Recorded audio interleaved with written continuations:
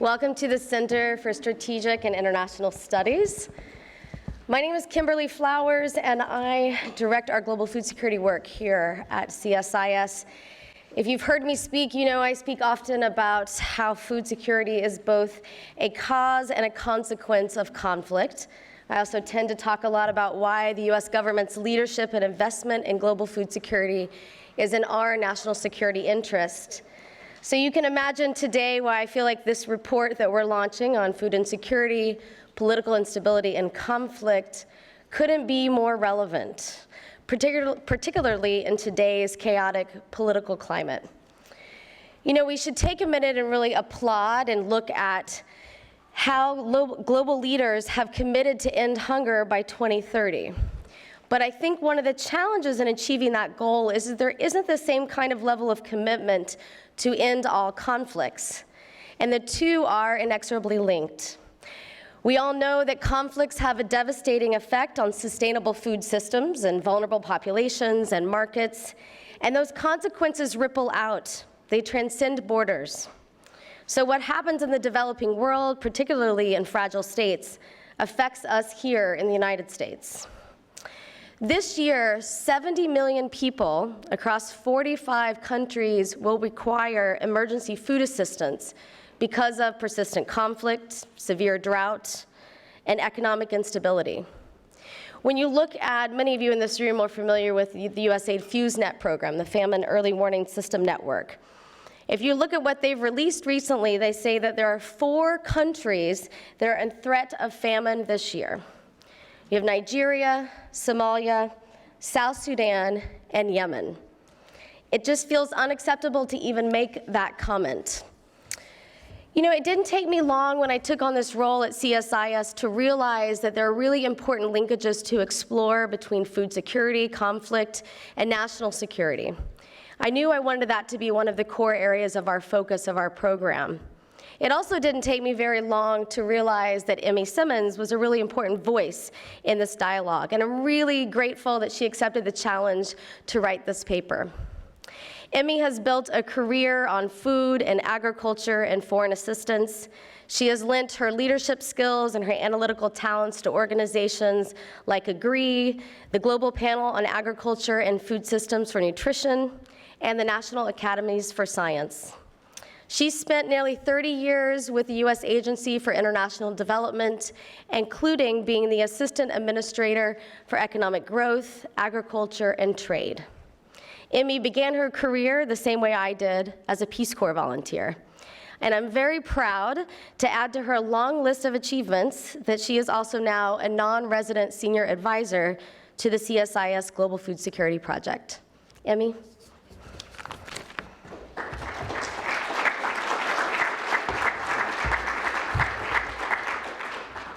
Thank you, Kimberly. Thanks to you, Kimberly, for putting me up to this challenge.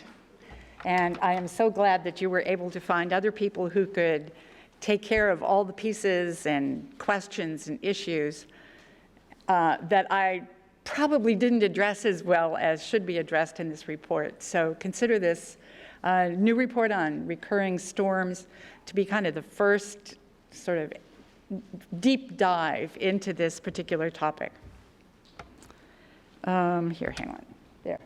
4 years ago, I accepted a challenge from the Woodrow Wilson Center and USAID's Center for Management and Mitigation of Conflict.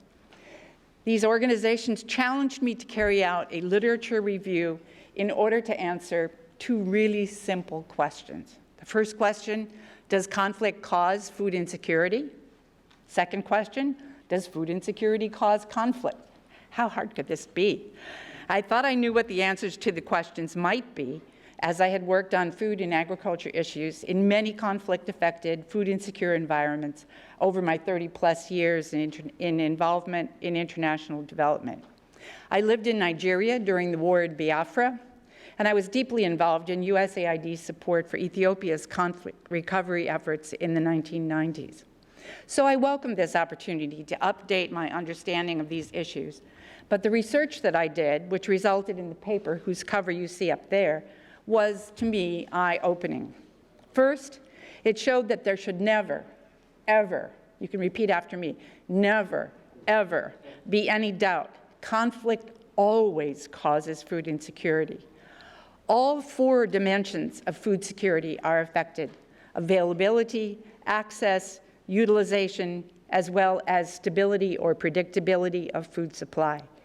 Further, the food insecurity caused by conflict has long-lasting effects on the health and economic outlook for those affected. Conflict recovery requires a generation or more, going far beyond the normal span of humanitarian assistance or development programming. That's the first question. Does conflict cause food insecurity? Evidence relevant to the second question, does food insecurity cause conflict, turned out to be more mixed.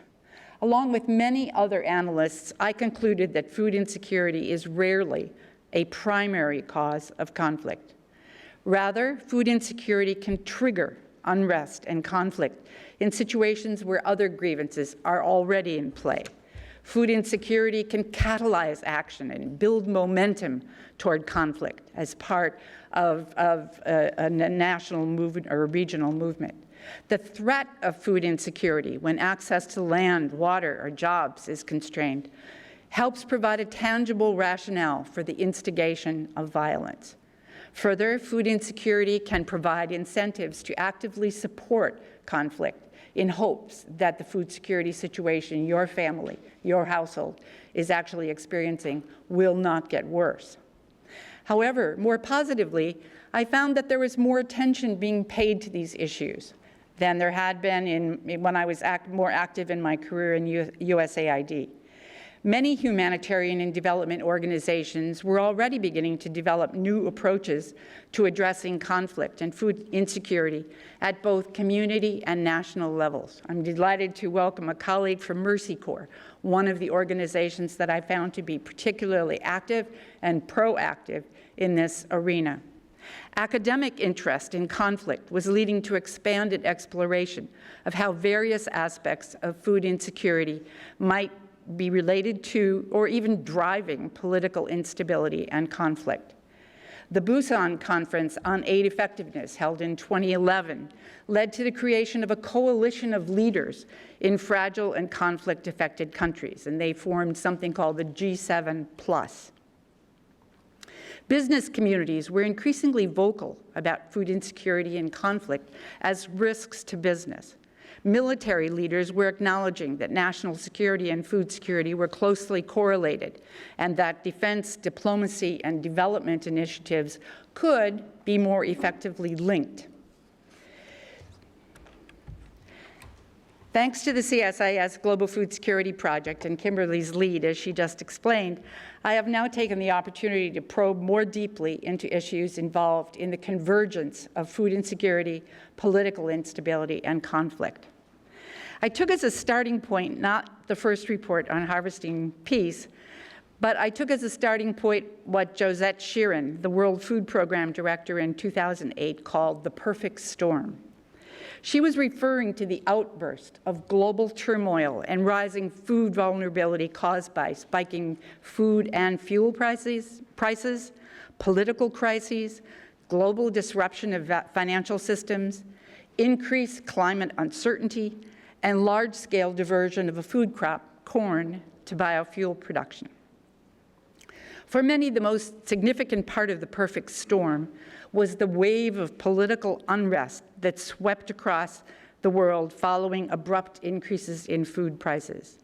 National leaders in low and middle-income countries were confronted with angry consumers, often through demonstrations in urban and capital streets. World leaders saw the possibility of tensions spilling over national borders. Globalization of markets now, in 2008, really truly meant that food and agricultural challenges in one region of the world were now challenges for everyone.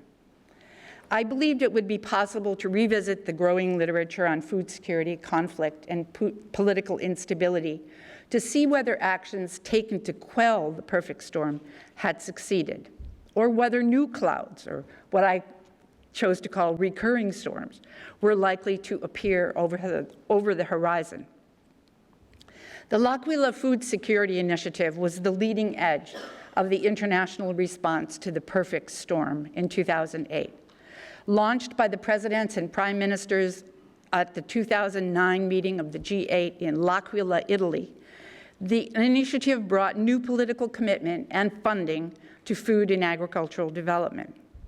In the United States, the L'Aquila commitment translated into the multi-agency Feed the Future program, as well as to U.S. contributions to the multilateral Global Agriculture and Food Security Program. While the L'Aquila initiative was formally ended in 2012, programs to build agriculture and food security have continued. Congressional approval of the Global Food Security Act last year in July 2016 signaled the possibility of sustained support from the U.S., at least for the 2 years covered in the bill. In my view, efforts made to quell the perfect storm have clearly led to a greater appreciation of the need for expanded investments in increasing agricultural growth and improving nutrition, and specifically improving the food security of those most vulnerable. Many of the programs like Feed the Future have tested new approaches toward food security.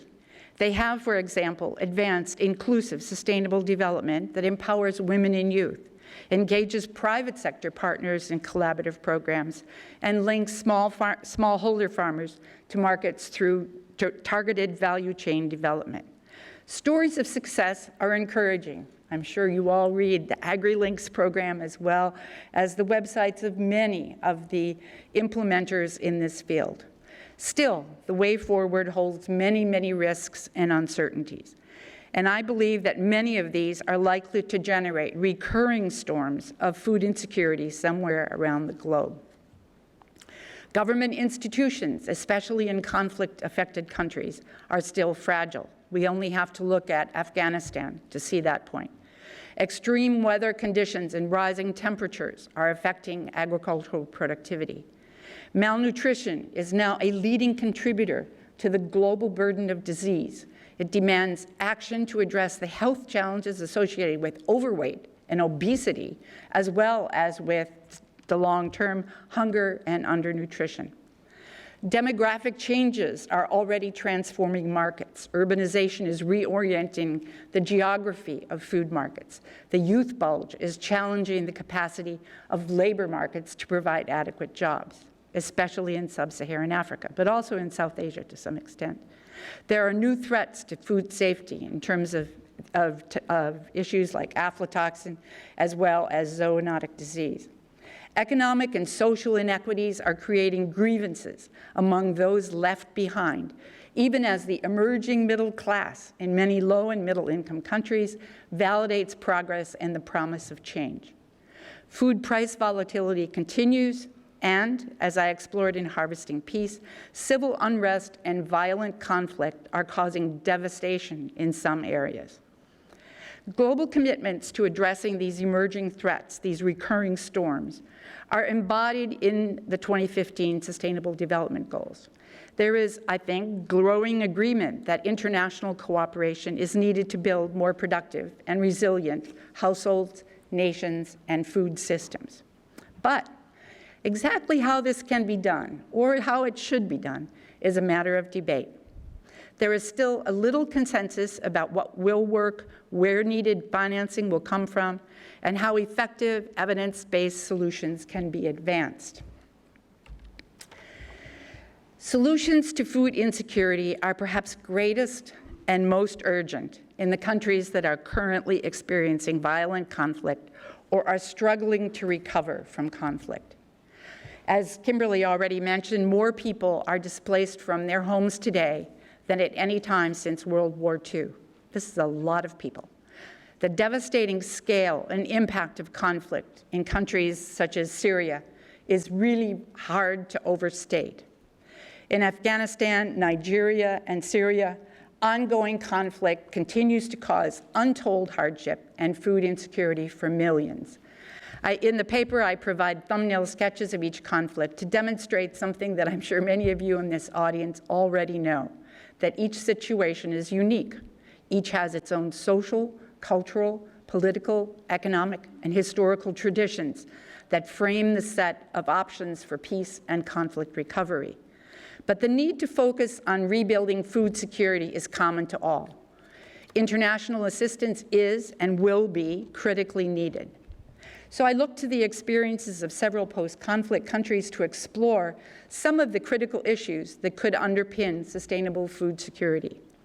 I've identified 5 key issues that I believe really lead the top of the list when it comes to providing a new impetus to food insecure countries that are in a post-conflict situation. The first one is governing access to productive resources for agriculture, especially land and water. This is particularly important if people have been displaced and are returning to their lands only to find them occupied by someone else. Getting markets working, advancing rapid and sustained off-farm growth, responding to emergency food security risks and uncertainties, and coordinating international donor support, especially for agriculture and food security. I briefly review in the paper experiences in each of these areas in order to illustrate, and I have to underscore here, it's just to illustrate. The literature is vast. To illustrate both the challenges and ways that several countries have dealt with them when agreements to end conflict have been reached. Let me just cite a few. Immediate responses are critical. They help to foster the return of displaced people to their home communities, reallocate land, provide seed and equipment, but they are far from sufficient. I use the story of Rwanda, a country which has worked for over more than 20 years to ensure productive and equitable land use. And yet land tenure specialists say the issue of land and access to water in Rwanda remains a potential point for reignition of conflict. Getting markets working in a post-conflict economy is more complex and expensive than many people expect. There is often a staggering need for financing to rebuild market infrastructure in war-torn countries. I think that picture of Syria really makes this point. But there are also data, for example, from 2010, before the reignition of conflict in South Sudan, when it was estimated that expenditures of more than $1.4 billion per year would be needed for a decade simply to construct a level of infrastructure roughly equivalent to that in Uganda and Kenya. Now that $1.4 billion. Recovering food security in a post-conflict situation makes most people immediately think about restarting agriculture production. But as folks in Liberia have discovered, crops and livestock do not grow overnight. So off-farm job opportunities are also needed to jumpstart economic growth, even in rural areas. Government and donor-sponsored public works and infrastructure, clearly a need, help this process, but governments also need to advance policies that permit private investors to engage in the economy and bring in that extra capital, technical knowledge, and expertise. Experiences in Mozambique and Croatia demonstrate some success in these areas and provide some ideas as to how this engagement with the private sector can happen in a sustainable way. Fragmentation of effort among government, external partners, and both international and local NGOs has proved to be a perennial problem. The multi-donor trust fund mechanism has been put forward as a way of facilitating collaboration and has actually worked fairly well in Afghanistan by all reports. But in practice, the multi-donor trust fund remains a little-used tool. At the same time, conflict recovery is not just about returning to the situation before the war. There will be other challenges to address in the effort of improving food security in a post-conflict environment. Managing climate extremes, short-term economic shocks, reweaving torn social ties, creating new political alliances, and so forth. Building resilience is the term given to this broad agenda, although the concept and its application are still a work in progress. We fortunately have Dave NICHOLSON here from Mercy Corps to help us sort of take that conversation about resilience another step forward. Given these experiences that have been experienced around the world, I am not optimistic that the SDGs, and especially SDG 2 on food security and improving nutrition, and SDG 16 on peace, justice, and strong institutions, can be achieved as planned. However, given the magnitude of food insecurity that conflict and political instability cause, it is essential to renew and expand international collaboration in order to anticipate and prepare for recurring storms of food insecurity in the future. So although I was reluctant to do it, Kimberly said I really did need to make some recommendations as to what I thought were next steps, what the international community should do in order to sort of take these lessons of experience into account. And so I have done so. It seems clear to me that the principles embedded in the L'Aquila Food Security Initiative are still salient. High-level political commitment to a clear objective, mobilization of an increased level of investments in food security. Two critical core principles. However, to better anticipate and prepare for what I call the likely recurring storms of food insecurity, political instability, and conflict, I recommend that national and international leaders should, and I have 3 recommendations, establish an annual high-level summit for reviewing progress on global food security. It's clear that this is not an agenda that can be put into motion and will continue as anticipated. Collaborative monitoring of measurable near-term benchmarks by high-level leaders will facilitate mid-course corrections and nudge political leaders into meeting their commitments. The second recommendation is that we need to, or international and national political leaders need to work jointly to develop strategic plans that will enable populations in conflict-affected countries or regions to recover and to strengthen their resilience to future threats of food security. Now, this seems like such a no-brainer. Obviously, doing plans, who can argue with that? However, experience shows that, in fact, because of the urgency, because of the level of devastation that we saw, the actual practice is that people, institutions jump in order to do something and do not take the time to do that collective analysis, to do that collective dialogue, to figure out what should be the strategy going forward. Each fragile and conflict-affected situation has its own history and unique resources. Regaining political stability, building social and economic resilience, both require broad and sustained a generation of support for transformative policies, institutions, and investments. And believe me, a generation is a long time. I started working in Ethiopia in 1991 when the peace accord was signed. And I find even in Ethiopia today, 26 years later, the country, the people, the region is still dealing with the process of conflict recovery. Ad hoc and opportunistic conventions seem like a great idea, but they can be distracting and counterproductive over time. While acknowledging that governance may be weak, international partners who pursue objectives not shared by local leaders risk increasing tension and causing a persistence in food insecurity. The third recommendation is probably the most striking one and the most difficult in political and organizational terms to achieve. Seeking a better balance of effort among the many actors involved in food security. Each has a role to play for sustained success, but uncoordinated action can actually undermine process. Military and peacekeeping units may be essential to providing the threshold conditions of food security, peace, and physical security. But intervention by military groups in, quote, jumpstarting agriculture may in fact not be the most sensible way to build a resilient and sustainable agricultural economy. Food and other humanitarian assistance is needed to support food safety nets and mitigate crises. But food distributed quickly in the short term can undermine the possibility of development assistance, actually building and rebuilding a strong agricultural sector. Development assistance and responsible business investments and trade can promote the resumption of economic and agricultural growth.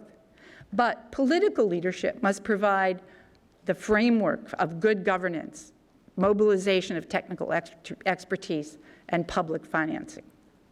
And finally, often overlooked, is the fact that communities and households themselves are capable of taking initiatives and of contributing to their own resilience in bouncing back. Indeed, many analysts, particularly at the micro level, point to the initiatives of communities and households themselves as essential to creating the momentum toward recovery, resilience, and growth. So I'm delighted that Kimberly was able to attract 3 amazing colleagues to join this conversation, criticize me, perhaps, but to add more of their knowledge and experience on ways that we can think about averting, mitigating, or managing the recurring storms of food insecurity, conflict, and political instability that I anticipate will be on the horizon in the coming decades. Thank you.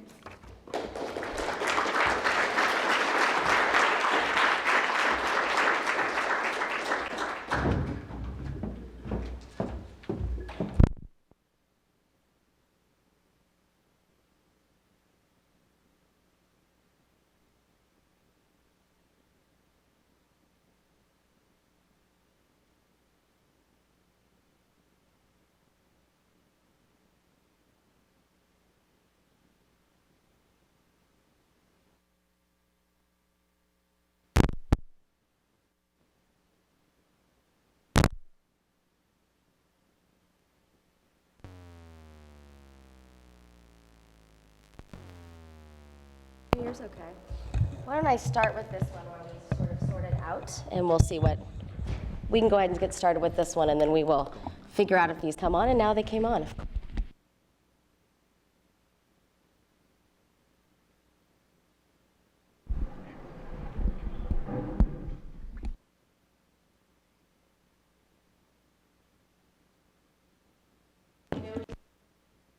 To point out that we had a slight change of program at the last minute. So you probably saw in the invitation that we had Tom Stahl from USAID, who's now teaching at the War College. Unfortunately, Tom was not able to join us, so we are very grateful to David NICHOLSON, who is from Mercy Corps, we're okay now, was able to join us at the last minute. So thank you, David, and thank you, Mercy Corps.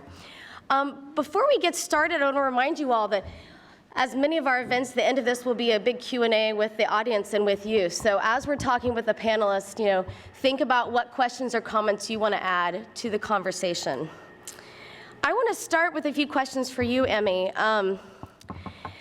Think about, when you think about this high-level summit as one of your recommendations, I'm curious who you think would be the right entity to lead that, or country, and how we would keep people, how a summit like that can help with accountability, which I think is often an issue. We can make these large commitments, but how would the summit, who could lead the summit, who would you recommend that, and then how would a summit be able to help really track progress or push momentum in the direction to make some real progress? I considered including that, but that is, in fact, an analysis kind of on its own. I think the response to the 2008 crisis period in the L'Aquila process were actually very much helped by the UN Secretary General taking the initiative to set up a high-level task force on food. And that high-level task force helped to give the UN system, FAO, UN OCHA, World Food, it gave everybody within that system kind of a voice, but it wasn't the system itself. And I think that what we've seen is, as I mentioned about the multi-donor task force, there's a lot of competition between organizations for leadership, for initiatives to do what they think is right. So I think the UN definitely needs to play some sort of a role in this high-level summit. The incoming Secretary General has an enormous amount of involvement in experience in the humanitarian arena. So that mechanism might be one that could be advanced. An alternative, though, might be something called the engagement in fragile states, the Busan Agreement. Because that one would actually focus a lot more on those who are the most vulnerable. And what I see as the major, significant scale of devastation and food insecurity that is coming out of ongoing conflicts right now, and the displacement of people and so forth. And so using that international, it's called the International Dialogue on Peace and State Building, Peace Building and State Building. Using that mechanism might be a way of engaging the fragile and conflict-affected states themselves, the so-called G7+, as well as developing sort of an operational modality for working between the international partners, governments, business, NGOs, civil society groups, and with the leaders of these vulnerable states. So that's another possibility. A third possibility would be to do L'Aquila 2. There's going to be another G7, G8 meeting in May, I believe, in Italy, not in L'Aquila, but in Italy. And I think that that sort of personal commitment, as I said in my remarks, that personal commitment of presidents and prime ministers to this goal of food security, I think could be another powerful way forward. Because I think joining the sort of political dialogue and the technical dialogue with financing is really an important way to go. The UN has a harder time linking it with financing. The international dialogue with the G7+ and other organizations is more untested, but the L'Aquila sort of modality of top-level presidential prime minister commitment might be one to emulate. So at this point, I'm not going to make any sort of specific recommendations as to which one, but I think looking for a mechanism that really brings repeated high-level attention to food security is the only way that we're actually going to make progress. Just sort of devolving responsibility to the UN organizations, to the bilateral donors, to the World Bank, I don't think is enough. I think this issue is so encompassing, which is what's made this paper so difficult. It's so encompassing that it really needs that sort of top-level attention. Thank you, Emmy. Let's start with Joanna. First, welcome back to CSIS, Joanna. Joanna was the co-director of the Post-Conflict Reconstruction Project here at CSIS, and her background and experience is in security, development, and food. She has worked at USAID, World Bank, the UN Foundation. She's currently at the Stimson Center, and she teaches a course that I would like to take called Conflict Cuisine at American University. So Joanna, what is missing from this conversation? What should we be talking about and thinking about more? Well, first, thank you, Kimberly, for the warm welcome and being back here with friends. Emmy, as always, does a wonderful job in taking a topic that none of us want to challenge and trying to put it into very coherent framework. So I really appreciate the work you did, and I also value your including me in the evolution of this paper, because I think for many people here, you see a beautiful end product, but along the way, many of us had discussions, and the task was, I must say, overwhelming, even for someone like myself who likes to take on big challenges. So thank you for writing this paper. And also, I recommend, and Emmy is too modest to say this, that you have to read this in connection with the piece she did, Harvesting Peace. And I say that only because I just taught this last week in my class, in that the two actually are pieces of the vision of the question she raises about whether food insecurity drives conflict or whether conflict drives food insecurity. And it sounds like a tautology, but in fact, it really is a question that I don't think any of us have the answer to.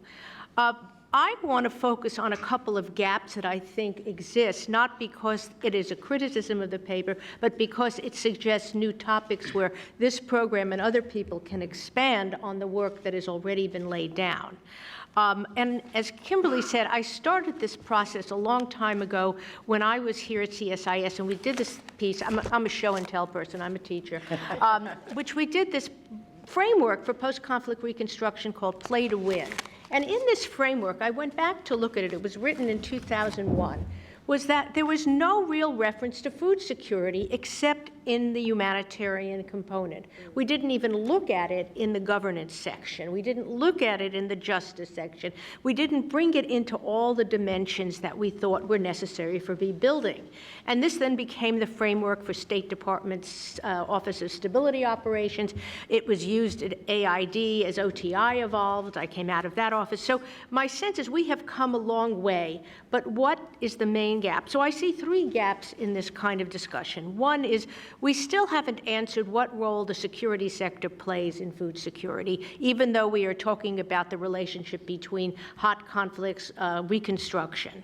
The second is in the development community, and I think Emmy's paper lays out very clearly the progress in the development community that has taken place in understanding how important this issue is, not only for the on-the-ground implementation of development programs in agriculture and land and nutrition, but also because this is a nexus of security, development, and governance. Food insecurity is a proxy for governance, and I think we have to say that. If there's food insecurity in a country, there's probably something very deeply wrong with the way a country is governed. Or the whole notion that food insecurity is used as a weapon of war by leaders is something that we have to take into situation, is that we see today, such as what's happening in Syria, what's happening in Yemen. So I think it's important for us to look at how the development community evolves, but what steps are needed to go further. And then I think the third gap, and yet an opportunity, I don't only see it as a gap, is in the leadership, which, Kim, you raised just very recently in the question you asked Emmy about who should take the leadership role. In the United States, I think there's still, although the 2016 Global Food Security Strategy lays out a framework for leadership, my biggest critique of that strategy is there still is no seat at the table for the Department of Defense. Now, I've gone and done some research as to why this happened, and, but I particularly find it interesting because in 2015, at the end of that year, there was a National Intelligence Council estimate, and what it said is that food is a national security issue. Now, if food is a national security issue, indeed, why isn't the agency charged with the main force of national security having a seat at the table? Now, that is a gap, I think, that needs to be examined in greater depth, and this is the why. The military community, of course, does not see itself as an implementer of the kinds of programs in development that AID does. Their role is to stabilize. They work in very insecure environments, and they realize the connection between food and insecurity. But it seems to me there is a growing need, based on your assessment and the assessment of many people in this room, that the conflicts that we have are not going to end, that they're going to get worse. They're going to get worse because of the impact of climate and the desertification of countries, the lack of rainfall. They're going to get worse because of demographic pressures, particularly in sub-Saharan Africa. And they're going to get worse because of urbanization, that food insecurity is not only a factor of rural areas, that this triad of climate, population, and urbanization is going to have a severe impact. Well, that's where our military works in the 21st century, and they need to be informed as well as to what they are going to face in the field. And decisions made without an actor at the table, and your last point was to create a better balance, I think is implicit in the need to have those people who are planning missions, those people who are executing missions, to have at least the elementary knowledge of what food insecurity means in terms of what they call situational awareness, what we call the enabling environment in the development community. And this gets to the whole issue of whole of government, which I think you have laid out very clearly as well. The notion of whole of government, of working together, implies that everybody works together. It's also the lie of the 90s, it was the lies of the first decade. People don't always work together in bureaucracies, but whole of government has an important implication precisely because of the complexity of addressing food insecurity on this planet right now. So these are my concerns about food insecurity as it relates to the military. Now, on the development side, and I want to just add two points on that. If you take a look at, I'm sure you've seen the harmonized list of fragile situations. This is the euphemism for failed states that the bank uses. There are 36 countries on that list for the 2017 list. Every single one of those countries has a severe food insecurity problem that will manifest itself today or tomorrow. And these are challenges which will affect not only us, but in the globalized world, the regions, the neighbors, and while the number has decreased, which I think is a sign that we've made improvements around the world in people's living standards and the number of countries reducing, we still have 36 highly vulnerable places in the world that could blow up at any minute, and that doesn't count places where there are natural disasters or other types of crises that we cannot even envision. So I point that out. On one last point on the military education and the gap is something that was said here in the same room a few weeks ago when CSIS had Nancy Stenson, our global emissary on food security, who's no longer with us in the government, but made a very important contribution, I think, in her recognizing the need to educate military leaders on food security. We were at the Stimson Center involved with that, helping get food security and climate change as two they're called special areas of emphasis in the Department of Defense's training calendar for this year. And this is important because it means that any training institution under the Department of Defense can now use these issues, and they can use your papers and use the CSIA papers to educate field operators, from anybody from field operators to commanders, in the whole notion of food security. This doesn't mean we want to make soldiers into farmers. It means that we want people to have the operational awareness when they are working in the field, what is going on, whether there is a food insecurity problem, whether women and children are not eating. This all affects our effectiveness and the effectiveness of governance in the field. Let me just get to one other point on the leadership question, because I think it's important. The development community is getting better at accepting the whole security development nexus. I think I have personally seen in my life a greater acceptance of the role that must be undertaken between security practitioners and development practitioners in how they operate in the field, but also the complementarity of skills that they bring to a certain situation, whether it was in the earthquake in Haiti or whether it's the crisis in Nigeria. We have special operators around the world who are out there, and we have to recognize that people, if they have the understanding in the field of what's going on, can be extremely helpful in what can and cannot be done. And I always like to think of General Franks when he went into Iraq, whether you like what happened in Iraq or not. He said, oh, God, I wish I had an AID officer on the front of the tank. And I do think it's really true, because I don't know if the AID officer felt the same way, but I do feel that that recognition of the value in the 21st century of the development optic, in the development lens, must be included as we talk. Then finally, I mean, the leadership opportunities here in a couple of other ways also. You pointed out the conferences, Emmy, but I would also think that a dialogue with the Department of Defense, with the Operation of Peacekeeping, the Office of Peacekeeping Operations at the UN, the regional peacekeeping operations need to come together with development practitioners. We have a new administration. There is a window open, I think, to have all these issues laid out on the table. I take this as a door open rather than a door closed, because with the new Global Food Security Act, obviously the last administration approved it, but there is a tremendous agenda, which my colleagues will probably speak of ahead, to take this and take a leadership role. So in addition to your recommendations that you have about this UN-led initiative, why not have an initiative which brings this whole of government into reality to parse what is a very excellent piece of legislation and add value by some of these issues that I've raised today into that conversation? Thank you. Thank you so much, Joanna. So David Nicholson's work has focused on resilience, climate change, development.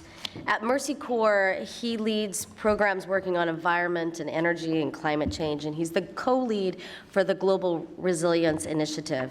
So David, you know what I'm going to ask you. It's all about resilience. Tell us, what does that actually mean, and what is it that we need to understand about resilience and how it can help people prepare and bounce back from sustained shocks?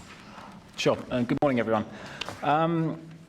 For those who don't know, Mercy Corps is a global humanitarian and development organization. We are active in 44 countries currently, and very much addressing the issues that Emmy laid out. I think this conversation is extremely relevant to how we think about our work.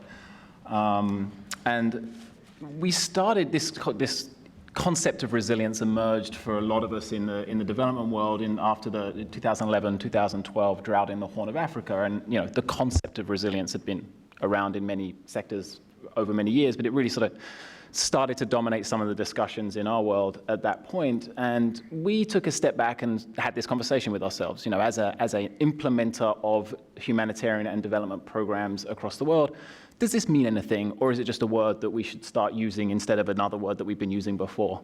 It took us some time to grapple with that as an issue. And I think, after a lot of soul searching, I think we realized that there are real consequences for how we think about our work, that the concept of resilience has been very helpful in framing. I think that's partly stems from the fact that, as organization that's out there doing the work on the ground, we have seen that repeatedly development investments did continuously get washed away by natural disasters, or more often, conflicts that, although difficult to predict, are also not highly surprising. So that does beg the question: what are we doing wrong if this investment continually gets lost, and we have to start again every time? And we're not seeing the ability to recover as quickly as we would like, and the recovery strategies that have been used were proving to be much slower than I think all of our optimistic proposals state that they would be. So we realized that the key part of this is just acknowledging the complexity of places that we work. There is a complicated relationship between this range of threats to development gains that exists where we work, and recognizing that this two-dimensional world that we saw, where we would start from A and try and get to B, assuming all things remain stable, and we put a bunch of risks in a risk column at the side of a log frame and say, let's assume none of those things will happen, and if not, we'll get from A to B. We know those things will happen. So there's a core concept of how do we think about achieving these goals, knowing that there is instability, knowing that there will be some form of natural or human-caused crisis in the period of time, and how do we reframe our goals within that context? That really led us to try and understand what are the factors, what else matters. We have development goals, we have things that we measure, that we claim success against, but what else is it that indicates that resilience? What are the things that we need to see in communities and at different scales that we can actually say, okay, not only have we achieved an outcome related to something like food security, we've seen reduced stunting, we've seen greater nutrition outcomes, but how do we know they will maintain if there is a shock, even if it's beyond the time of our programming? And that's been the interesting conversation we've had. The place we've started with that is just allowing ourselves to do much deeper analyses in particular contexts of trying to understand, okay, what are these shocks that we're experiencing or will be experienced here, and how do we understand how they interact recognizing that we'll never understand complexity in its fullest, how can we best understand how these things interact to some degree? In the case of conflict-affected areas or post-conflict, conflict is a major shock, but there's many drivers and these complex relationships between that and development outcomes, or other shocks and stresses on the system, be them climate-related or economic-based, are really significant.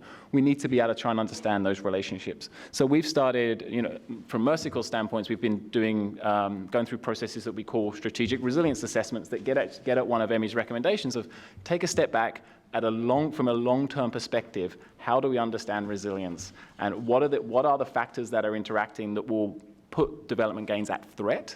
And then what are the things which we've been calling resilience capacities? What are the additional things that we need to see alongside our traditional development goals that we need to be building alongside these to ensure that there is more resilience in the system, to ensure that people really can bounce back better? Some people recover better than others. What are the things that make them be able to recover better than others? And they're different in every place. This belief that you can have a set of global resilience indicators that will tell you exactly what will equal resilience across the world, I think has proved to be untrue, because it's very different in different parts of the world. So as a couple of quick examples just from how this actually impacts the work that we do concretely, I think from a post-conflict setting, a country that's recovering from crisis that we've been thinking a lot about this is Uganda. northern Uganda affected by, as we know, a protracted conflict, particularly the northern part of the country, and now, since then, has been going through many, many years of post-crisis funding and looking at food security in particular as a central element to how we measure the success of those investments. Given that the conflict undermines so much of the development potential of northern Uganda, there's really starting from a pretty low standpoint, but we've realized that in a place like that, to achieve what we need to achieve, we've got to think about, okay, we've got highly vulnerable populations to a whole array of other shocks and stresses now, climate-based, market price-based. How do we think about those shocks and stresses and understand them in a way that influences how we go about our food security programming? We recently completed an assessment in Karamoja, an analysis of resilience there, and we realized that one thing that has become best practice in food security programming in Uganda has actually been helping to undermine people's resilience. We've been working, the sort of orthodoxy became, let's use the market systems approach, which Mercy Corps absolutely believes in, creating better market systems for high quality inputs for agricultural systems to drive agricultural productivity, link farmers up to markets so they can sell products. The theory is sound. But we never considered the risks that will influence that goal. And as we've seen people move more and more into less marginal lands because they have more access to the ability to farm, so people now farm in places that were frankly marginal anyway, layer on what's so far been a relatively minor impact of climate change in Karamoja, and you've got high vulnerability to climate change that has been facilitated by an attempt to get to food security outcomes that didn't consider these kind of risks properly. So, and we see examples of that in multiple places where you, by taking a linear approach to thinking about a food security or a development outcome, you're actually creating vulnerability, and that's something and this has also been facilitated by many years of Ugandan government policy to try and get people to move away from pastoralism into sedentary agriculture.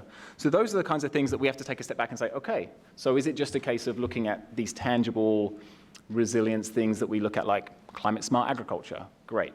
It's not a silver bullet like many people think it is, but is that smart? By enabling more climate smart agriculture activities, are we just kicking the vulnerability down the road a few years in a place that's incredibly marginal? If so, then we need to be engaging at a policy level with the Ugandan government to say, let's not encourage people to move further, let's not build systems that encourage people to move into more and more marginal lands where they will be more vulnerable. Transfer it over to we're now starting to think about this in existing complex crises locations, places experiencing conflict like Nigeria. And it's very, very complicated to say, how do you take this resilience lens? How do you think long term and analyze these different systems where there is an active conflict going on and we are meeting basic needs through humanitarian response? And I think those are things that are very, very challenging for us. And we're trying to analyze those at the moment. And I think our best thinking at the moment is we have to be able to give ourselves the time to think about the long-term, what we call transformative capacity things up front. Governance systems, norms and values, community capacity. These are things that we would think about maybe as a luxury as we get into a later state of post-conflict, but we need to be able to start at those things from the very beginning. Just a couple of very quick things that I would emphasize. Resilience is really forcing us to embrace complexity.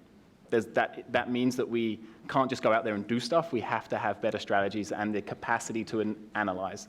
We need more space to be able to go back and look at what we've done post-shock to understand, have we really built resilience? Because our theories will always be theories. Complexity is such that we'll never truly understand everything. So the ability to go back quickly after a drought is experienced or a market price shock or an incidence of conflict and understand, okay, who survived better than others? What's the measurement that we're able to do? And thirdly, I would emphasize that this thinking about transformative capacity, these long-term issues of governance and social norms and values need to be absolutely central to all of our work. All of this entails long-term flexible funding in these fragile states, which is something that, of course, as an implementer, we're always advocating for more money, more time, and less accountability. But the reality is this long-term thinking in countries that we work, particularly fragile states, is absolutely vital if we're going to truly think about resilience in any serious way. Thank you so much, David. Roger Mark, thank you for being here. At the Wilson Center, you work on population, environmental security, and also resilience. And what I like about what you bring to the table is your experience spans a lot of things, from maternal health to gender, to climate change. You kind of got a broad lens. So talk to us about what you see as the global trends and the pressures that are sort of influencing our progress in terms of global food security. Thanks very much for having me. And yes, I hope that I could bring a little bit of that broad perspective to our discussion today. And, I really want to congratulate Emily and Kimberly for bringing this discussion together today with the background paper. And building on the work that we had done with Emmy earlier on harvesting peace. And one of the things that struck me with that earlier work when we had done it is when we had taken it back to our donors who were funding work on conflict management and mitigation and food security, but were doing it separately. And when we took harvesting peace to them, they said, wow, I guess we really should be thinking about how these things are connected and what is the complexity inherent in the bureaucratic and administrative silos in which they needed to function. And they said to us that this was really serving as an architecture to help them think about how they could be effectively funding across these silos. So I think this paper today, the background paper, really has helped us build on that. We at the Wilson Center have specifically been looking at these connections in the context of climate change impacts. And what we know from what we have been looking at, we've had, Joanna works closely with us, we've had Mercy Corps engage with us at the Wilson Center a number of times, is that we know that climate change exacerbates food insecurity and triggers conflict in a multitude of ways, particularly when it comes to extreme weather events. So we've been talking about shocks, we talk about the degree to which crops can be destroyed and infrastructure, as well as other community assets. What is more difficult for us to think about is how do we deal with climate stresses, sort of those gradual stresses over time that necessitates longer term planning and engagement, which makes it really difficult. So that is something that we continue to try and think about and how we can address that. We of course recognize the connections between climate change, food security, and nutrition. Emmy in her paper talks about the 4 dimensions of food security, and we see that come to play when we look at the connections to nutrition. Food availability, recognizing that higher temperatures will have an impact on yields and changing rainfall patterns will affect crops. Food access, if there's lower agricultural input, what does that mean in terms of lower incomes? Food utilization, looking at the degree to which calorie intake could be affected. What does it mean for disease and hunger from changing climatic conditions? And food stability. So we're trying to get a better sense and handle of the dynamics between climate change, conflict, and food security. And of course, you've heard the expression many times before that we talk about climate change as a threat multiplier. And this is one fact that comes out in the paper, but recognizing that climate change has the potential to exacerbate existing political and social tensions in a region, and how do we think about how we address that? So climate change drives a set of secondary risks around violent conflict, political instability, population displacements, poverty, and hunger. And very often, when it leads to competition over resources, those are most likely to be most disruptive in regions that rely on a narrow resource base, where there's a history of conflict and where there are a number of marginalized groups, low-income urban populations being particularly subjective to changes in food prices.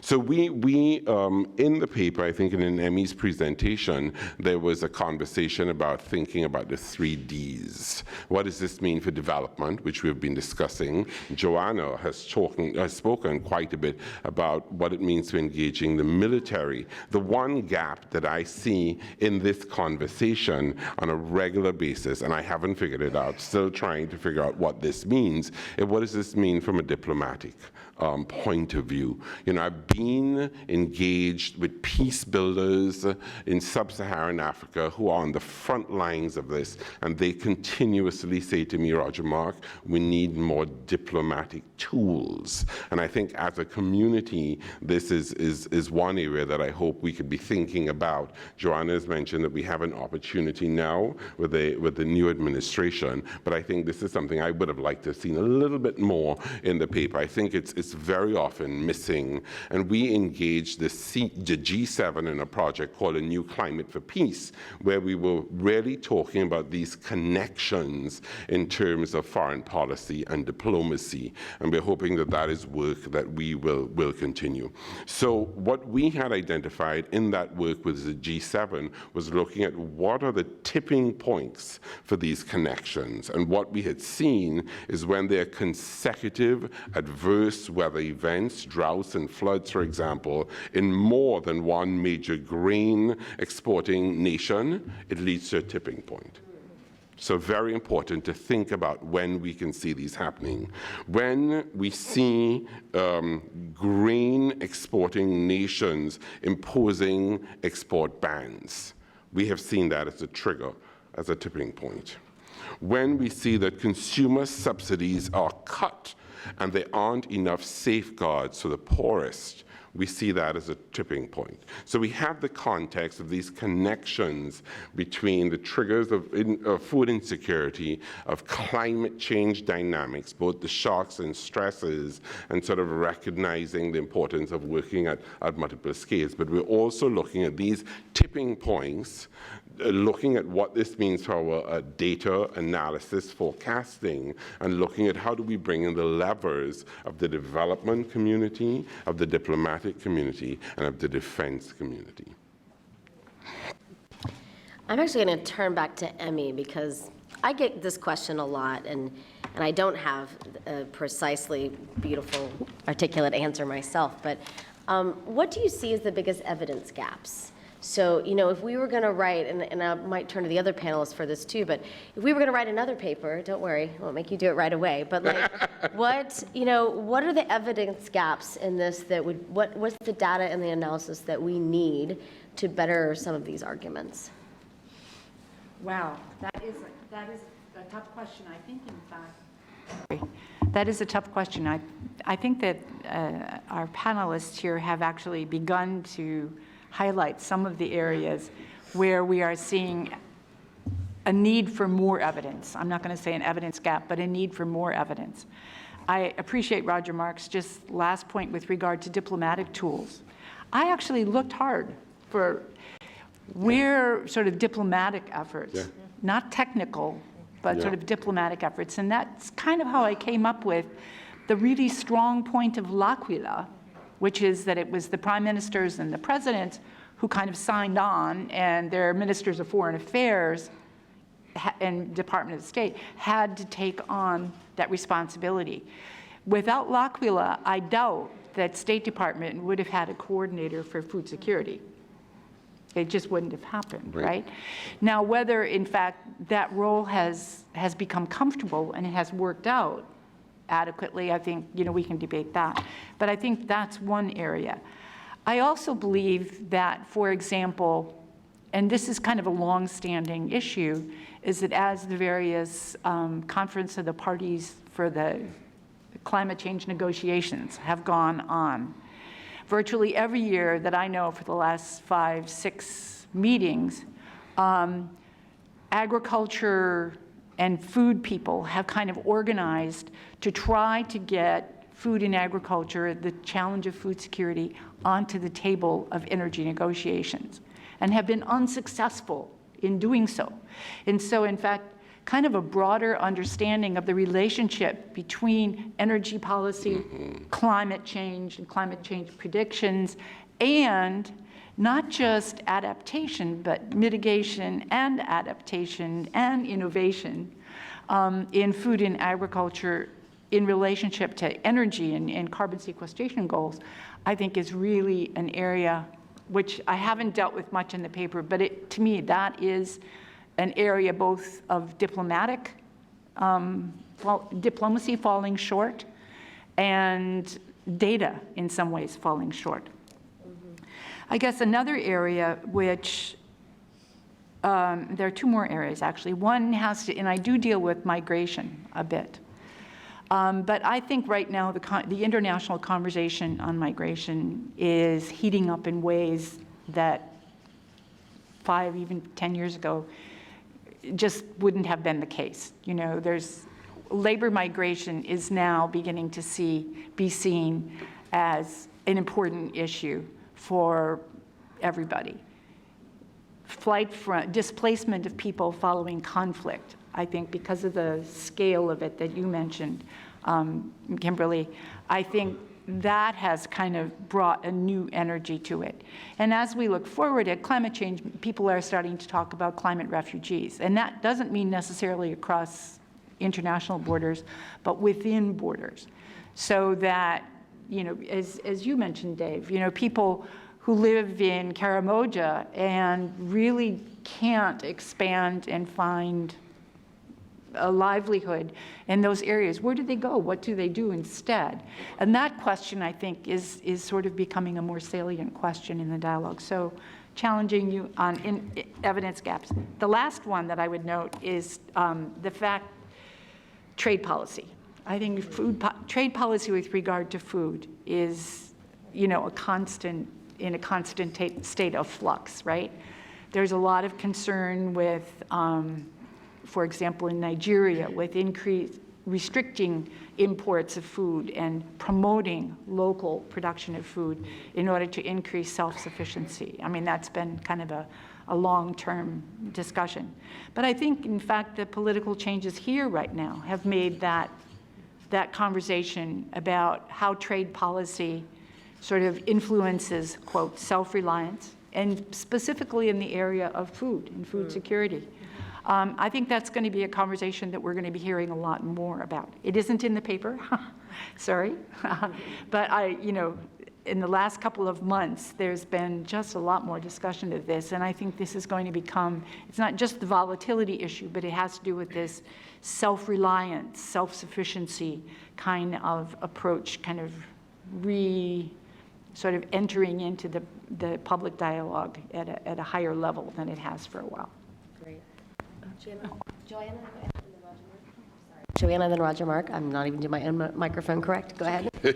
So just one quick question, because I think the evidentiary issue is a major one, and I'm sure Roger Mark has things to say.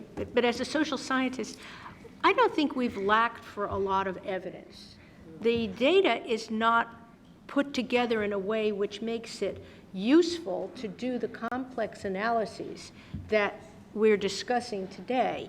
And I cite a specific example. Someone from the Army Corps of Engineers came to see me last week offering weather data that they analyze and that they have geospatial information. None of this is classified. And he says, I don't have takers. I have all this data. My job is to help people analyze what's going on. And as I looked at some of the footnotes, for example, of countries, you know, particularly some of the African countries where they don't keep good data, there's a lot of alternative technical abilities to see whether countries are devastated by drought, countries have lack of, you can see population movements from a satellite. So I think that we're using the evidentiary cloak to say, oh, we don't have it. It's that people don't want to work together to combine that set of complex evidence. And the challenge would be, as a community outside the government, is to encourage, and that's the opportunity, is how do you take these tools, which are more and more sophisticated each day, and use them to the questions that are raised in this paper, whether it's prevention or resilience or climate, and use them. So that's just my own sense. So there are a few things I wanted to add quickly, and I think for those of us on the panel, there is some disagreement about the value of resilience and resilience programming. I think David and I, who are at this end of the table on the more supportive, positive, engaging side of thinking that resilience programming is very useful. We know that a lot of the resilience programs that exist on the ground are really start as a point of entry as food security programs. One of the areas that I do feel, and I'd love to hear your reaction to this, is I feel that a lot of the resilience programming does not adequately, or still has not adequately figured out how to deal with power dynamics, and power dynamics at various scales. And I think this is inherent in any discussions that we have about food security and climate and conflict. So that is one area where I hope that we could be looking towards and having more analysis. So I think there's need for that.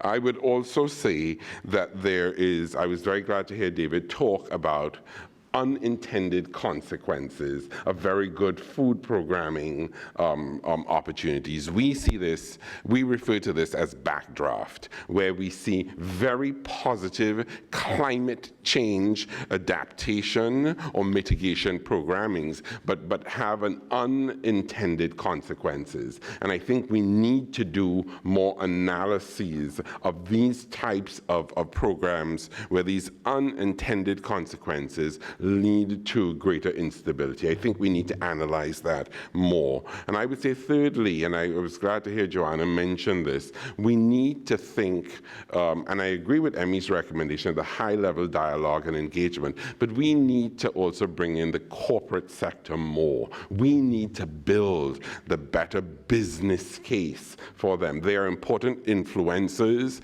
that can be actors at the level of this high-level policy dialogue. And I would include in that private philanthropists.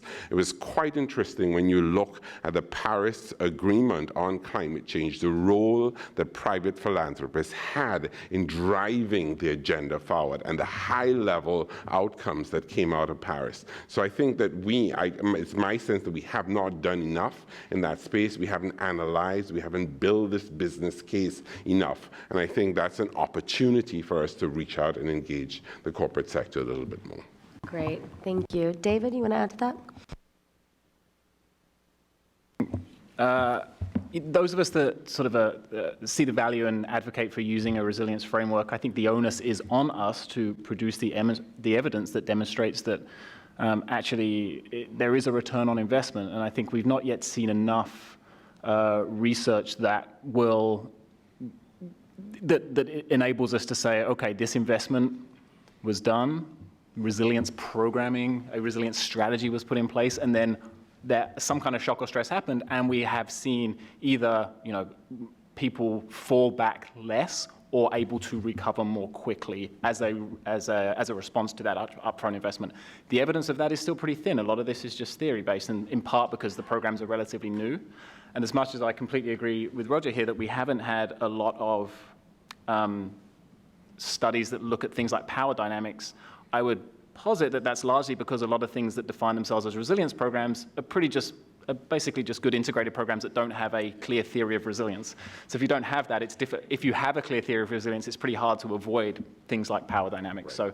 So there's a lag time here, of course, because the upfront analysis, the programming, and then to get in afterwards or sometime during when there is a shock. But being able to be responsive, to have research ability to get in there and do that analysis to produce the evidence, I think is really important. Mercy Corps just did a quick review of El Nino impacts in Ethiopia, and we just had a paper come out on that sort of went back in and said, okay, we've been doing what we defined as resilience programming for several years, and we've got some indications that there was success, but it's very small scale, and it's one data point. I want to turn to the audience now. We'll do a round of 3 questions, so raise your hand if you have a question. We'll bring a mic around. Be sure to introduce yourself and your organization before you do your question. We'll do right there, yes. And you can address your question to a specific person on the panel or make it broad. Either way is fine.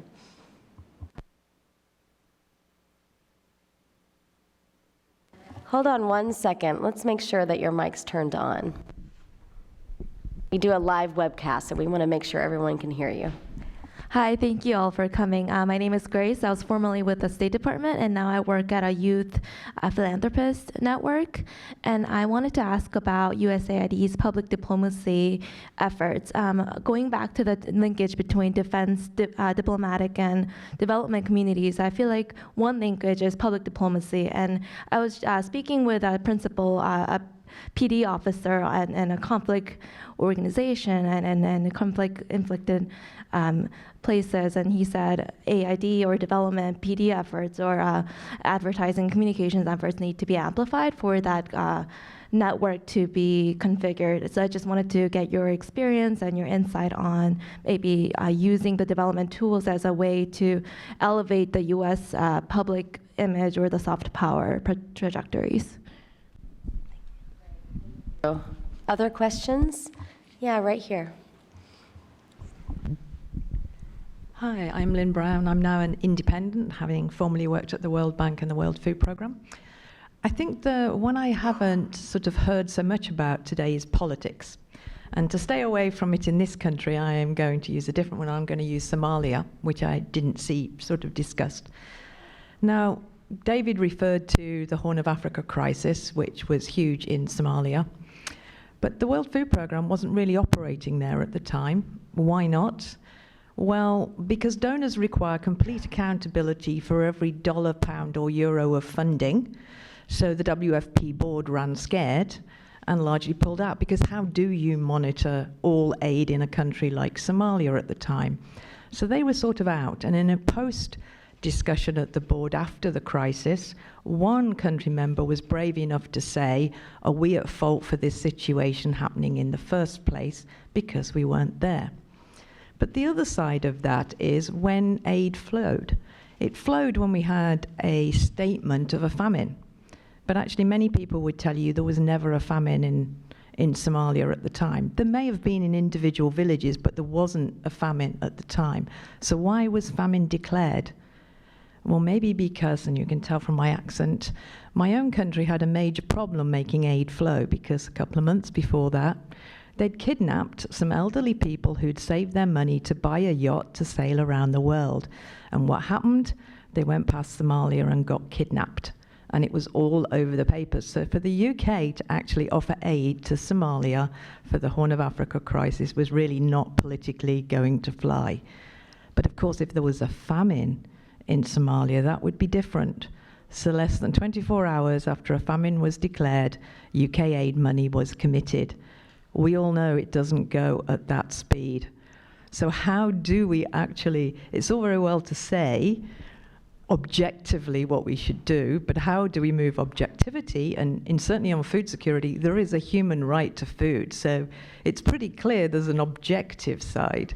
But how do you handle the political side of the different players and make the aid flow that you need to flow to actually do resilience programming? Because Somalia, actually, 3 agencies wrote a resiliency strategy, but then you couldn't fundraise it. How can they all work together when they've all got to fundraise individually and one gets it, one doesn't, and then the whole strategy falls apart?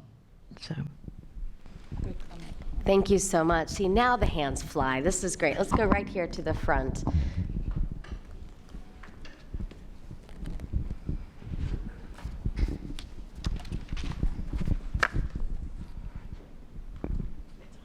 Hi, my name is Vimlendra Sharan. I'm director at the FAO Liaison Office here.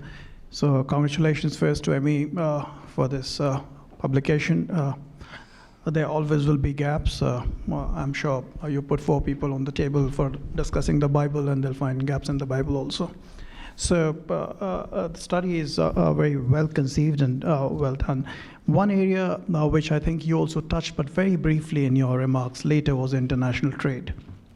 Now, to my mind, international trade in food is imperative if you want food security around the world.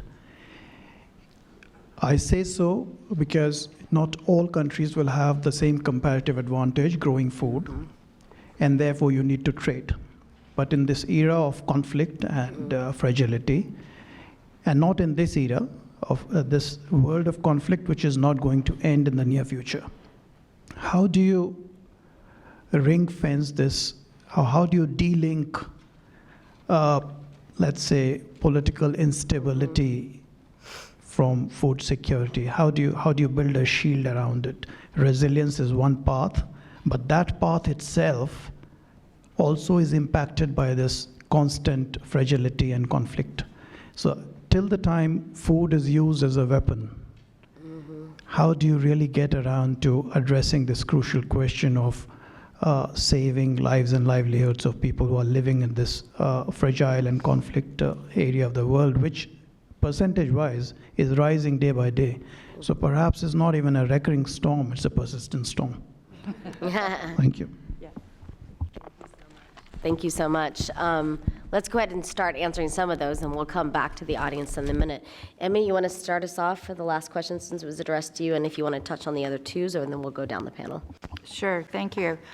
Thanks a lot for your comments. I think I would totally agree that international trade is essential for food security. And I have to say, it's some of the talk about, well, we really must focus on increasing food self-sufficiency and prevent imports from coming into our country are very worrisome to me, because I think that the people who are going to be most affected by that decision for self-sufficiency are the people who do not have a voice. Right? And so that is going to be an issue. Those who are better off are going to be able to command access to food, but those who are worse off will not. I think that your point about ring fencing sort of the food security issues or delinking political instability and food security is the question of engagement with fragile states. And basically, there are many who argue that we need a return on investment. Look at the sort of the emphasis of MCC. We will only work in countries and provide MCC support to those countries who are already capable, to some extent, and committed to a shared objective. But that means that a fragile country, no access to resources, and as a matter of priority, a fragile country may not get the level of either short-term assistance for food security or the kind of long-term investments. I think the example that I use in the paper comes from my own experience in Ethiopia, where for many years in the 1990s, Ethiopia had a very agriculture-led strategy, but it was state-led, which in terms of the theory of change was not developing markets appropriately. And it was also, to a serious extent, corrupt, in that certain people had access to investment resources, land, water, et cetera, and other people did not. But Ethiopia has proved to be a country which experiences recurring drought and recurring difficulties in terms of food production. And the United States was open to providing that assistance, as it had been doing during the Civil War in the 1980s. And yet, we, the US, were putting huge amounts of resources into providing short-term food assistance, but we were not investing complementary resources, adequate complementary resources, into agriculture.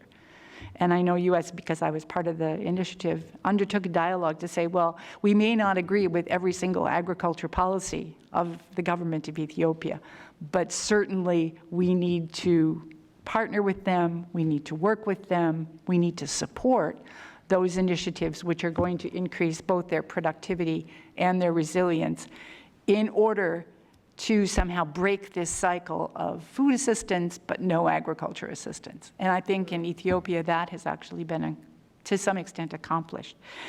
So you have to take risks, though, in terms of addressing that issue, because there are going to be failures in which assistance is put in for agriculture, or provided for agriculture, assistance is provided for health, education, community development, and the political situation, the instability, the competition, perhaps even the outbreak of conflict are going to reverse the gains that are made. So you've asked a really tough question, and I think one that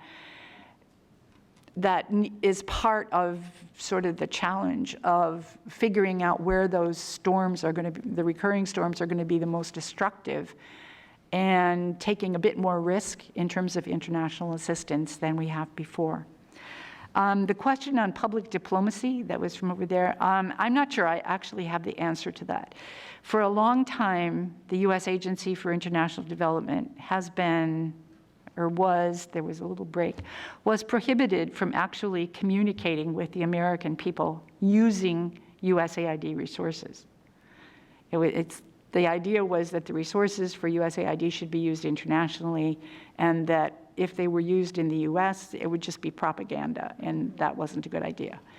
I think, however, that the sort of growth of the internet, the ability to communicate very much more broadly and much more directly with individuals and groups has to some extent broken that logjam. I mean, I am impressed with the public communications that not only USAID as an organization has put forward in, say, the last decade, but also the efforts that many of USAID's implementing partners have done in terms of communicating, World Vision, Mercy Corps, communicating with their contributors, their constituents, and actually bringing that conversation forward.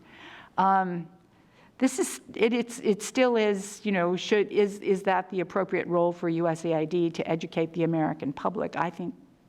I personally think that the agency should be doing a lot more to engage the American public in thinking and in understanding the importance of food security, the importance of understanding why global food security is important for our own national security. I think that's just a message that needs to be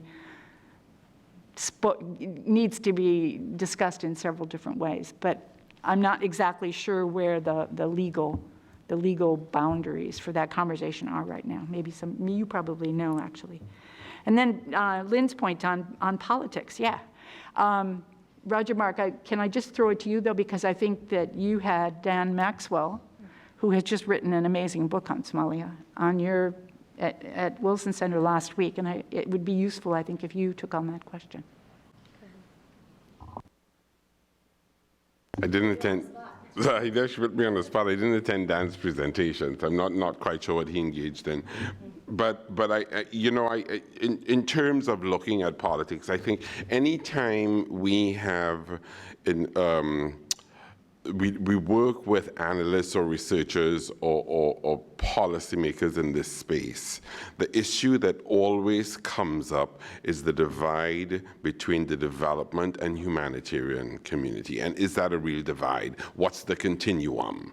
And, you know, we were talking about this recently, and we said, there's a lot in that space, right? And I think that we have to find ways to bolster our responses so that when we are unable to make progress on the development side, that there has been enough of a collaboration between the humanitarian and development communities, that when a humanitarian crisis occurs and that politics then does not become an issue because a famine has been declared and we can respond, that there's enough of a basis that the development initiatives have a role to play at that point in time. And I'm seeing a willingness to engage in bridging that divide a little bit more. I also think a lot of the work that, and I don't mean to speak for you, but I think a lot of the work that Mercy Corps does with regard to thinking about how do you address the constant fragility that you talk about in the context of changing political winds is very important. What we've seen from Mercy Corps and other programs are things like diversifying livelihoods, which Emmy talked about in her paper, really important. You know, John Kurtz and your colleagues at Mercy Corps talk about, you know, if you look at a subnational level in Ethiopia and you look at these interactions between food security and conflicts, and you're looking at points of entry that are sustainable over time, how do you determine whether you focus on institutional building or do you focus on emerging social networks that help build resilience? And there's no consistent answer for that. It's really getting down to the level of the local communities and figuring out what works. So I think that when we have more people looking at that level of interaction at that scale, it allows us to respond when the politics at a higher level get in the way. And if I could respond quickly to the public diplomacy piece. I'm really glad that you asked this question. And the way that I would approach that is not necessarily from a USAID perspective, but some of the work that I've been doing specifically looks at how do we engage young people at colleges and universities and college and university professors and administrators. So that involves questions around internationalizing campuses so that there's more interaction with folks coming from all over the world and their potential contributions. It is looking at curricula that is offered. It's looking at opportunities for service. Look, I think two of my colleagues here started with Peace Corps. I wish I had that opportunity. You know, so many of us who go into this work have come out of this sense of service. It's looking at the degree to which colleges and universities are setting up productive collaborations with partners overseas in the private sector also. So there's a lot of work going on in terms of public diplomacy through international education. And I think I can give you more resources on that. That's a very exciting way to look at it that takes it out of the USAID space. Yeah, and to add to that, there's also this project on the presidents of universities who've set up an organization to combat hunger, not only in the United States, which comes out of Auburn University, but also globally. But I think there's a disconnect, Roger Mark, and I don't know if you would agree, in two areas. The emphasis on locally grown, nutritious, organic food in this country, and it's also in the developing world, in many ways has detracted from the bigger international problems of most people who only operate on 2 acres of land and have agricultural problems. And the question is, how do you bring these two worlds together? And I think the only people who bring these two worlds together comes out of the business community, which I don't think is comfortable with that movement yet, because they're attacked often for their big agricultural support. So that dialogue is still one that needs to take place, because you're not going to stop the way big agriculture works, but you have to include them in the public diplomacy so that when somebody comes to the table, they're also considering the fact that most of their clients are not going to be from the world that we look at of these 36 conflict-affected states, but that they have a global obligation to be able to help and support that. And that's where the education community, the non-governmental community comes and converges. Go ahead and go back to the audience. Let's go to the very back right here. Andrew Mack from AM Global. And Joanna, thank you for setting this up. This is great, because what we're hearing a lot about the macro picture. And so I'm going to dive down into the micro picture, which is the food itself and the small farmers who are producing it in most parts of the world. I mean, if you think about it, around the world, there are 1.5 billion people on small family farms. There are about 500 million people who are 500 million farms. You've got the estimates are that somewhere between 30 and 50% of all the crops that are harvested never make it to markets. That would strike me as the #1 resiliency issue, if you have to think about it, right? So I would be interested in hearing, I know that there is a role for a lot of different organizations to play. I also know that there's some policy choices, because if we are exporting our food to other countries instead of supporting local markets, that has an impact. But trying to get from the farm to the marketplace in countries that are in fragile states, that are at a point where they really need that, where populations are growing, a lot of people are coming off the farm. Got to plug in for an approach that we're working on at our firm, which is called Agromobile, which is trying to combine cell phone banking, microinsurance, and a kind of ride pool, like almost like an Uber for crops, to try to solve this problem. But I'd be interested in what other people are thinking about how we can fit this into the way that this debate is being framed internationally right now. Thank you. Great, thank you so much. Let's come all the way to the corner to Leslie over here. Thank you. Hi, Leslie McNitt. I'm formerly USDA. I turned into a pumpkin on January 20th. But prior to that, I was working on food security and trade as part of my portfolio and as an advisor to the Secretary. I would like to hear a little bit more about the panel's thoughts on the role of the defense community and what it can share with us as we navigate these waters, particularly given this new administration's early lack of attention to development and food security issues. We've talked a little bit and heard a little bit about what we as a development and food security community can offer our counterparts in defense, but I'd like to hear sort of conversely what you all think about what they can offer us. Question, the gentleman right back here with the glasses. Yeah. The glasses, yeah.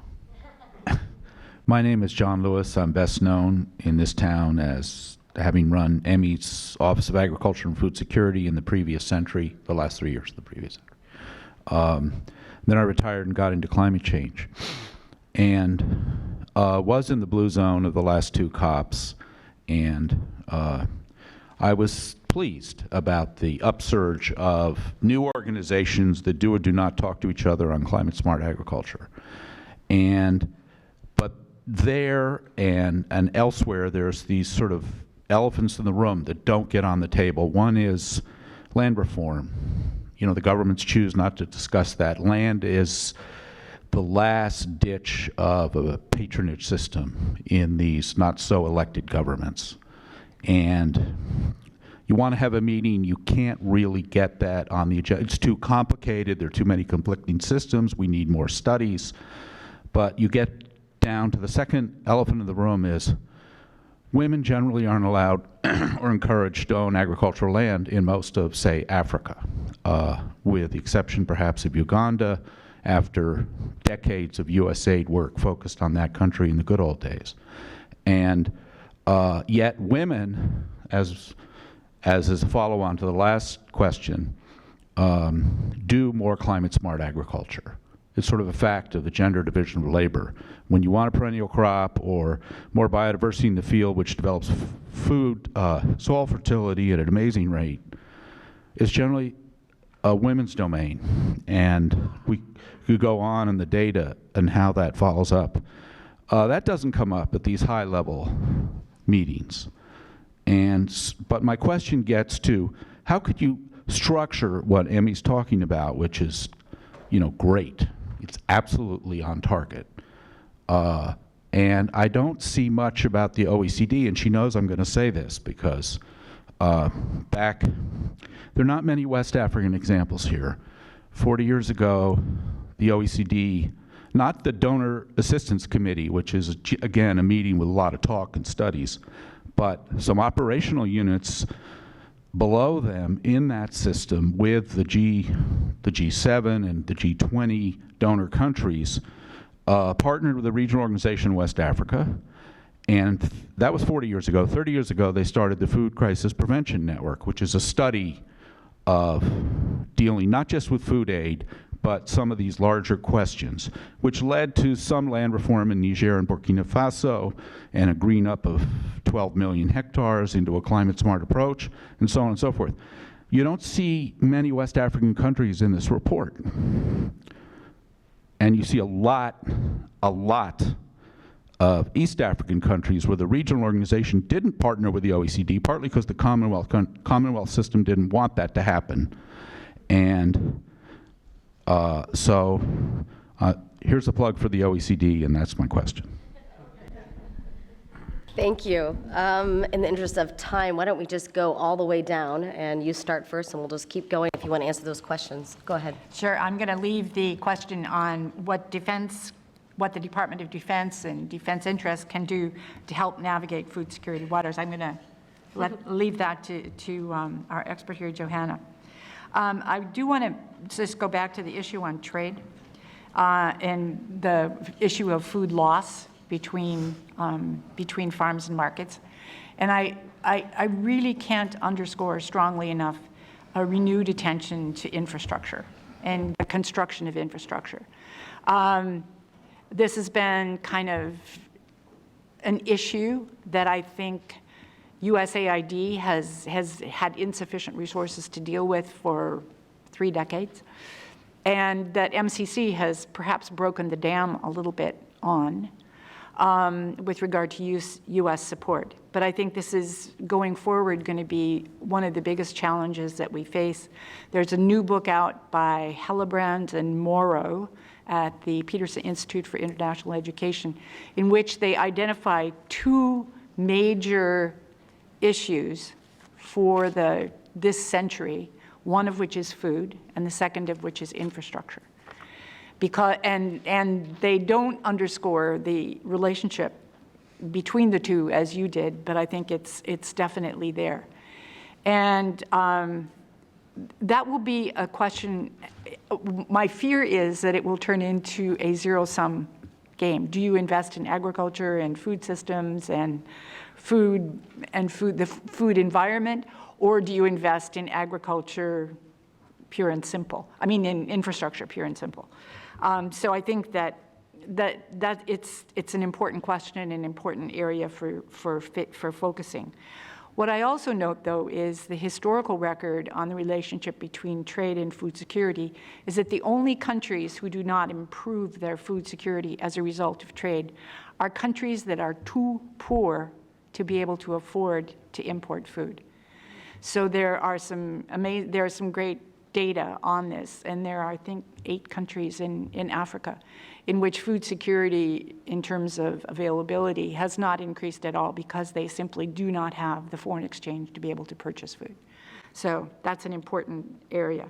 On John Lewis's question and comment, I do want to I'll take his comment on the OECD. It's a good comment. Take on the issue of land reform. To me, this is access to land and water is kind of an existential question right now in many countries. Farm sizes in Africa and in South Asia have become too small to provide a livelihood that is consistent with even household food security.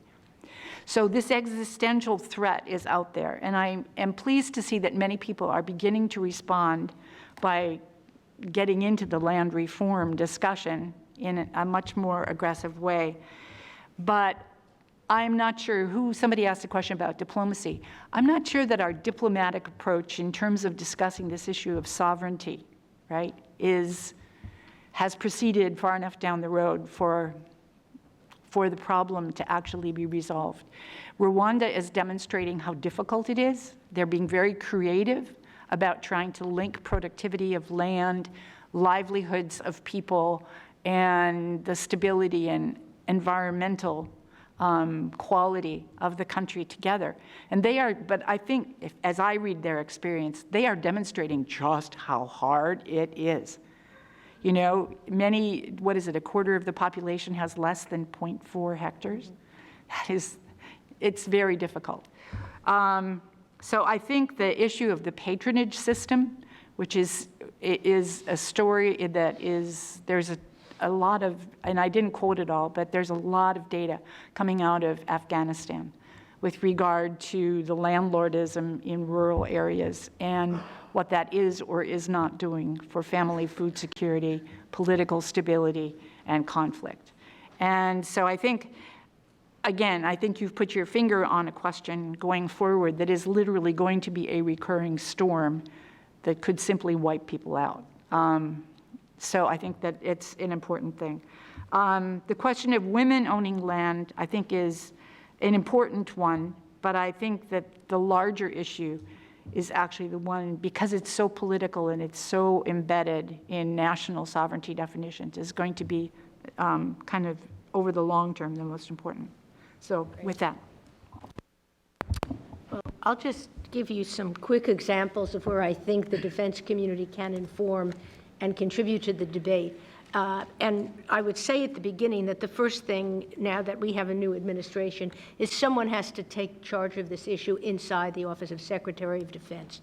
There is nobody home, and when nobody wakes up in the morning and says it's their job, it gets ignored. So that would be my first recommendation, that if they express an interest and they say it's not a mission, but yet the field operational people and the educators are there, then you have to have someone who coordinates that, and that is something that, as a community, both the development and the diplomatic community should demand, to have a person inside, and not only in the humanitarian area, which we have people who work on this area at DoD, but in the policy-making organs. That said, just 3 points.